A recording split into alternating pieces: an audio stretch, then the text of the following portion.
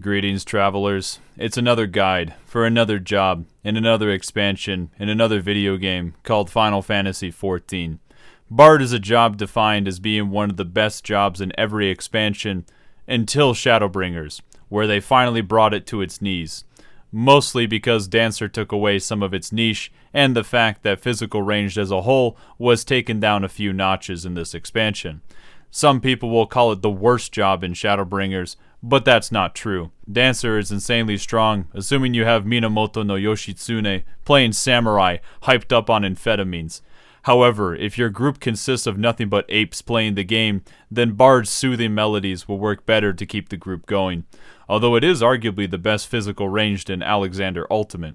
Bard is another one of these jobs that's not super hard to pick up, but has crazy optimization that will go further than the realm that my small furniture-based brain can handle. So I'm not going to help you optimize too much because it's beyond my capabilities. Besides, whether you get to deal damage on this job is up to the server, because it's all about luck. Similar to Dancer, although it's a lot faster, so strap in and get that APM up because you're going to not need it most of the time. Bard is the archer job. If you want to start as an archer, you already know what to do. This is one of those DPS jobs that will actually have an AoE ability at level 18, making it possible to use Quick Knock in Sastasha, flexing on all those loser lancers, and practically anything else in the game. Yoshida, please let every DPS player AoE from the first dungeon. I'm begging you. I also believe Bard to be one of the easier jobs to understand from what you're supposed to do, although it can be a lot harder in practice. Once you hit level 30, you can go deep into the surface of the woods and learn how to sing from a man by a tree. Once you acquire that soul stone, you go to Gridania to acquire the only thing that anyone cares about, the performance action, allowing you to become the Danger Bongos. Performance is like playing piano if you don't know how to play piano, because it has keys, but you can only play one note at a time and have to shift the octave. God, this sucks. Everyone probably has a program that plays it automatically. You can't even play copyrighted music, so I'm gonna stick to the classics. God, fuck! Alright, you know what? Here's how you do the performance action. Log off, go to your nearest piano, now you can enjoy some music. Anyways, most people don't bother to level the job past level 30, because you already have the most important thing, except we're going to play Bard at level 80. Not too much changes on Bard as you level, except for everything, and the game never tells you when something behaves differently. We begin by talking about the most important part of Bard, your damage over time effects. Yeah, that didn't really make that much sense to me at first either, but I guess every song needs a beat. You will want to get those dots ticking above all else, and hopefully, they never fall off. Thanks to Iron Jaws refreshing both of your dots, you should never have to cast your dots individually more than once, unless there's a transition in a fight, or you mess up. So for me, once in a while. Use Iron Jaws if the dots have about less than 4 seconds remaining, although you can play with fire if you want to try refreshing them even later. With this making up the backbeat of your music, you have 3 different songs that you play. As you level, you don't get all your songs until level 52, making your level 50 gameplay have an empty moment with dead silence. Great.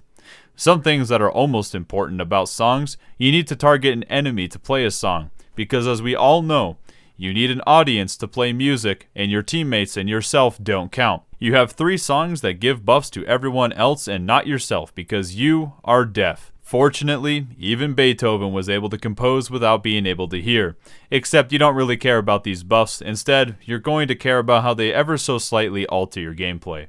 Every time your dots tick, there is a chance that something will happen, depending on what song you are currently playing. In Wanderer's Minuet, you gain stacks of stuff that you can use on Pitch Perfect. This does the most damage per stack at 3 stacks, so ideally, you use it at 3 stacks. Sometimes though, songs have to end. In that case, use whatever you have left before the song ends. Congratulations, that's your first piece. Mage's Ballad will make it so that 2 of your off-global cooldowns will have their cooldowns reset every time you get a proc from your dots. These skills do share a cooldown though. Typically, people will just mash Bloodletter in single target or Rainy Death in multi-target during this song to make sure that they utilize those procs when they come up. And finally, you get Army's Paeon, Apparently the worst sounding song, because you get stacks that will make your GCD speed faster. Once you get maximum stacks, that's it. It doesn't do anything else. No, we're not going to talk about that right now. With that, you have now mastered everything music related on Bard. You might think that there has to be more to being a musician than just that, and you're wrong. It's all just dots and luck. But you know what isn't luck dependent? Subscribing to me on YouTube. God, that makes me feel disgusting. Well, if you like what I do here, feel free to support me by helping me abuse the algorithm by showing viewer engagement. Things like liking, disliking, commenting, and crying. Thank you for the continued efforts, and may we all be blessed by RNGesus. Alright, let's start burning some trash packs. When playing Bard, we use our songs in a specific order. Wanderer's Minuet first, waiting for that banger to finish before starting up Mage's Ballad. Then we use Army's Paeon, which sounds like ripping ass because this song fucking sucks. Now before you come after me, yes, depending on how many mobs you are fighting, the song priority does technically change. But since I'm helping you learn the song order, keeping it the same for the whole dungeon will make it easier for you. Also, Wanderer's Minuet and Mage's Ballad are pretty close in terms of usefulness for most mob packs anyways.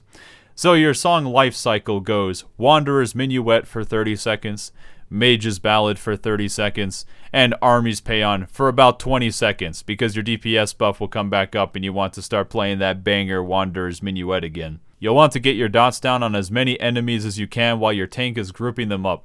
Preferably have a song going while this is happening. Once that pack is clumped, pop your DPS buff and spam your cone AoE of Quick Knock and use Rain of Death for maximum style points. Quick Knock will have a chance to reset the cooldown of Rain of Death, so pay attention if the cooldown comes back. Make sure that you're targeting an enemy that has both of your dots on it for Shadow Bite. And when you reach Mage's Ballad, Rain of Death will probably reset like crazy if you are lucky. Also, make sure to use Imperial Arrow, which will give you a proc of whatever song that you're using. Note, Imperial Arrow does this after level 68, which they didn't update your tooltip for when it started doing that. Yeah, I can digress for another second here. Tooltips suck as usual. Once you build up enough of this other random meter that they slapped onto this class, you can cast Apex Arrow, which does a ton of damage on trash packs. It does feel like dirt on single target, but I'm not going to talk about that. And that's pretty much all the dungeons, really. Make sure that you get your dots down on enemies while clumping them up, use your songs in order, and use your cooldowns. Alright, it's time for another opener for me to take many attempts to get footage of that almost matches what I say. Thankfully, it's not that long. The only thing that will be different is that your dot procs are random, so for this opener, which starts in Wanderer's Minuet, you want to use Pitch Perfect as soon as you get 3 stacks, no matter where it comes up. Kind of. Fortunately, Bard doesn't really have a pre-pull. If you are using a damage pot, you typically use it about 2 seconds before combat starts, and use Raging Strikes a little less than a second before combat starts as well. Immediately cast Storm Bite and Double Weave Bloodletter and Wanderer's Minuet. Then use Caustic Bite and Double Weave Imperial Arrow and Battle Voice. We now use 3 burst shots. Just note that every time you use burst shot, and technically your dots, you can get a proc to use Refulgent Arrow. Use that instead if you have a proc. After the 3rd filler GCD, if you do not have a proc, use Barrage and then Refulgent Arrow and Weave Sidewinder. If you do have a proc, instead use Refulgent Arrow, then double weave Barrage and Sidewinder. After that toss-up, you will cast either Burst Shot or Refulgent Arrow depending on the earlier procs, and weave Bloodletter as it is back up. Then, use Iron Jaws and weave Imperial Arrow. Congratulations, you have finished the basic opener, and I can now explain your default gameplay. One weird thing that you might notice is that Iron Jaws is used pretty early in the opener. In fact, you probably think that it didn't make sense. Well, the reason for this is that Iron Jaws is placed here to take advantage of raid buffs. It is actually a DPS gain despite hard clipping the dot timings. This is a simple optimization that doesn't require too much effort, but in true optimized play, Iron Jaws can get a bit insane, timing it effectively and occasionally hard clipping for similar reasons. So I'm ignoring most of that because it doesn't make sense to me, but it is easy enough to do this during the opener. People often describe Bard as a priority list, and that's because it's the easiest way to look at it. You will pretty much be using things on cooldown, but sometimes everything comes up at once and you need to prioritize. But first, let's review for a second. Your burst window is in Raging Strikes, your DPS buff. You always want to be in Wanderer's Minuet for Raging Strikes. Make sure that your dots keep ticking without falling off, and use your songs in the order of Wanderer's Minuet first, Mage's Ballad second, and Army's Paeon third. But you are going to cut Army's Paeon short because you will have Raging Strikes back up and it'll be time to use Wanderer's Minuet again. That's pretty much the very basic core, and in terms of priority, it is also the same. Your dots are more important than anything else when using GCDs, and having a song going is more important than anything else when using off GCDs. So that's cool, but let's talk about GCD priority first. Use Iron Jaws if your dots are going to fall off, usually if they have less than 4 seconds remaining. If the dots do fall off, get them back up. Is your random gauge that they added to Bard full? Use Apex Arrow. Have a straight shot proc? Use Refulgent Arrow. Nothing interesting to keep track of? Use Burst Shot. The only thing that might be a bit weird is if you have straight shot and your dots are about to fall off, use Iron Jaws even if you are technically going to waste a proc chance. Keeping the dots up is more important in this case. Although for GCD usage, you will mostly be spamming Burst Shot for filler. For off GCDs, always have a song going, preferably in the correct order. You want to use Bloodletter and Sidewinder on cooldown as strictly as possible. This is also true for Imperial Arrow, but you need to keep in mind that Imperial Arrow does give you a proc of your current song. So for example, if you are in Wanderer's Minuet and you already have 3 stacks, you want to use Pitch Perfect before you use Imperial Arrow to not waste the proc. Similarly, in Mage's Ballad, if Bloodletter is up, you want to use it before Imperial Arrow, because Imperial Arrow will reset the cooldown of Bloodletter during Mage's Ballad. However, during Army's Paeon, just use it on CD. After that, you want to use Raging Strikes on cooldown as well, and make sure that while in that buff window, you use Barrage to buff Refulgent Arrow. Also, make sure to use Battle Voice every 3 minutes to buff everyone who isn't you, and you do have to have a song going to be able to use it. That's pretty much Bard in a nutshell. At first, you're going to have like 50 egg timers on your desk trying to keep track of everything, but as you play it more, it becomes a lot more comfortable. For reference though, you get Bloodletter and Imperial Arrow every 15 seconds, although Bloodletter will have its cooldown reset multiple times during Mage's Ballad. Sidewinder comes up every minute, so don't miss it, and Raging Strikes and Barrage come up every 80 seconds, so make sure to get that burst in. And always keep the songs rolling. Even if you are comfortable with the timings for everything, you still have many things to keep track of on your hotbar because it's random with what you get. As far as your utility goes on Bard, I skimmed over Battle Voice multiple times, but this is your big party DPS buff. Your songs will also buff your party while they are up, but it's not as big of a buff as Battle Voice. The Warden's Paeon is an off GCD on a 45-second cooldown that gives a buff for the next 30 seconds that will immediately cleanse any cleansable debuff. You can also just use it on someone who already has a debuff and it will cleanse it.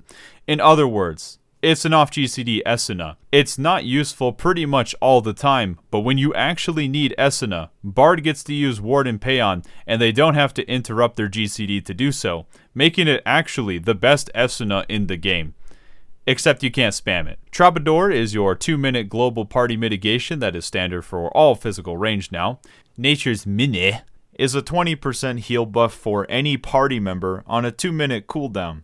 So if a tank has this buff on them, the healing they receive will be 20% more. This even works on GCD and off GCD healing, but not lifesteal effects. Despite only being single target, it can be helpful for certain tank busters and heavy damaging segments. You also have a backflip with repelling shot that isn't a DPS button and not 15 yalms in length. And finally, there are certain moves that you can interrupt with head graze. Please stop paralyzing me in Puppet's bunker. I'm suffering. Surecast will stop your cast from being interrupted from paralysis if you're playing a caster, but I don't really think that everyone wants to utilize that every single run. I have now given you the bare minimum to understand and practice Bard. For fun though, here are some other things to keep in mind as you get better. Welcome to some basic, advanced Bard stuff. In any song, you get a proc on every dot tick.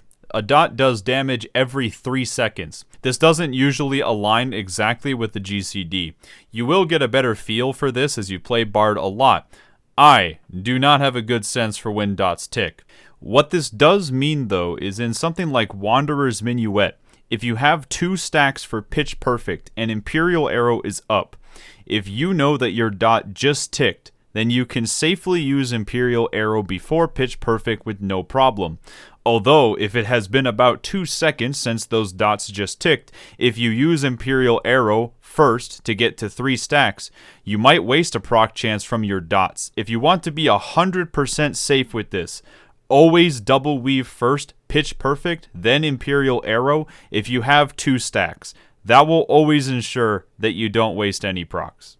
Another thing to consider is when transitioning out of Wanderer's Minuet and into Mage's Ballad, you will want to dip all of your remaining Pitch Perfect stacks before starting Mage's Ballad, to once again, not waste any procs.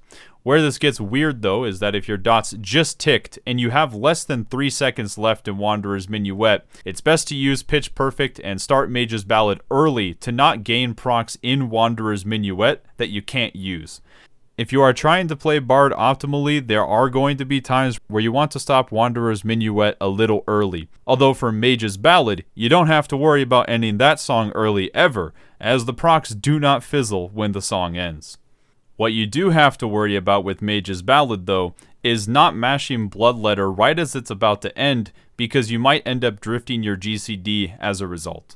In Army's Paeon, you will want to hit 4 stacks before the song ends. This will happen 99% of the time by default. One thing that can happen though is that Imperial Arrow comes up and you only have like 2 seconds left in Army's Paeon and you already have full stacks. In that case, you can delay Imperial Arrow to use it immediately in Wanderer's Minuet and get more value out of it. I will emphasize, only delay Imperial Arrow if Army's Paeon is about to end. It's not worth drifting the cooldown even if Army's Paeon has max stacks with 10 seconds left. The reason why you want 4 stacks at the end is that you will get a faster GCD speed for an additional 10 seconds when you start another song at the end of Army's Paeon. To make this even more confusing, if Army's Paeon ends by timing out and you have max stacks, you gain a buff for 30 seconds that will still give you that faster GCD speed for 10 seconds in your next song. A lot of fight-dependent optimization for songs comes down to extending Army's Paeon for longer to align things better with the party, but most commonly for fight transitions, where you can still get that extra 10-second buff. I'm just mentioning the concept, but this changes dramatically from fight to fight. The last thing to talk about is that Bard is on an 80-second timer for burst, which doesn't line up with anything else in the game. Thankfully, Barrage and Raging Strikes will be up around the same time. You can delay Barrage to use a straight shot proc if you already have one, as long as you still Barrage during Raging Strikes. Assuming the fight is not super long, delaying Barrage occasionally should not be an issue, but be a little careful with this. With all of that, Bard is actually pretty fun. Pretty much everybody that I know who plays this job does enjoy playing it, even if it's not the best in the metagame. It's the job where you're going to have to stare at your hotbar almost always. There is enough chaotic randomness to keep track of as well, and a lot of optimizations. Although at the same time, it can be surprisingly easy if you don't have an issue keeping track of timers. The only real downside to Bard in optimized play is that you have to put a lot more work in to get less value than you can out of Dancer. Right now, these two jobs are a little too similar in their niche. Although it's not like Bard is outright bad, it's just that people would usually rather play the easier class that is better in the metagame. It'll be interesting to see what is done with this job in the future. Hopefully they can make its niche a little bit more defined again. But for right now, don't care about the metagame, because you can clear all content with Bard, and even the hardest content in the game right now, which is Alexander Ultimate, is actually still pretty good for Bard. Now let's get out there and screw up these left-hand jumps in Maple Leaf Rag.